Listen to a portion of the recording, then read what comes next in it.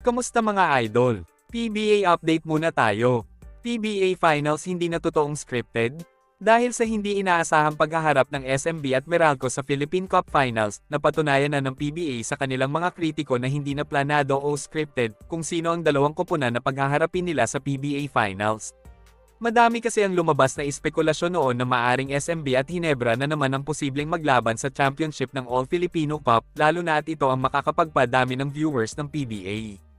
Aminado naman dito si Commissioner Willie Marshall na malaking bagay sana sa liga kung Barangay Hinebra ang nakapasok sa PBA Finals at hindi ang Meralco Bolts.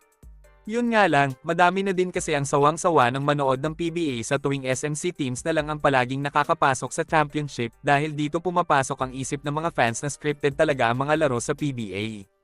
Ayon naman kay Alain Maliksi, kapag nagawa nilang matalo ang San Miguel sa kanilang Best of 7 Final Series, baka sakaling bumalik na ang interes ng mga PBA fans na sumubaybay muli sa mga laro ng Philippine Basketball Association.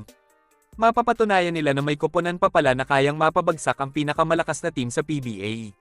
Malaking tulong daw ito sa Philippine Basketball kapag Meralco naman ang nag-champion. Posibleng unti-unti babalik na ang tiwala ng mga fans sa liga kapag outside SMC teams naman ang may hawak ng PBA title. Kung mapapansin nga natin sa history ng PBA Finals mula 2014 hanggang sa kasalukuyan, tuloy-tuloy ang pamamayagpag ng SMB at Barangay Hinebra sa pagsungkit ng PBA titles na naging dahilan ng pagkaumay ng mga nanunood sa PBA Finals. Bagamat madaming pumapabor na ang Meralco ang mananalo sa serye, hindi pa din magpapatalo ang SMB dahil sila nga ang kasalukuyang defending champion sa All-Filipino Cup. Ito lang kasi ang pagkakataon ng Beermen na mag-champion dahil pagdating ng Commissioner at Governor's Cup Hinebra ang nakakasungkit ng titulo mga idol. Kung kayo ang tatanungin mga idol, naniniwala na ba kayo na hindi na scripted ang PBA Finals sa pagitan ng SMB at Meralco Bolts? Comment down below.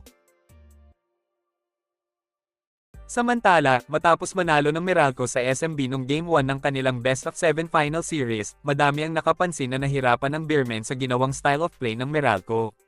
Ginawa nilang running game ang second half ng laro na nagpahirap naman sa big man ng SMB na si Junmar Fajardo at Motaw Tua. Dahil sa ginawa ng Meralco, nakuha na nila ang weakness ng SMB at yun nga ay ang pagurin si The Kraken sa buong serye mga idol. Kitang-kita na determinado talaga ang Bolts na makuha ang kanilang kauna-unahang championship sa PBA.